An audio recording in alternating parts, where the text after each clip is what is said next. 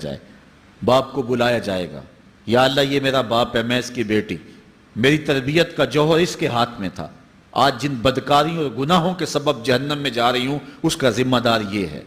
وہ باپ جس نے اپنے بیٹی کو سب کچھ دیا، اپنی اولاد کی تعلیم کے لیے اپنے پلاٹ بیچ دیے، جائیدادیں فروخت کر دیں، نہیں دیا تو دین نہیں دیا، کل قیامت کے دن وہ اللہ کے حضور کیا جواب دے گا؟ ارشاد ہوگا اسے بھی پکڑو، اس کے باپ کو بھی پکڑو اور جہنم میں لے جاؤ۔ عرض کرے گی نہیں مالک، میرے بھائی کو بلایا جائے۔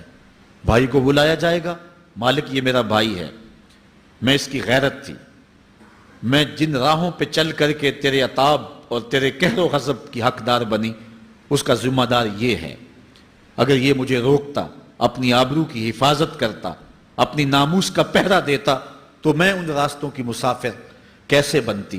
میری خرابی کا ذمہ دار یہ ہے۔ اب وہ بھائی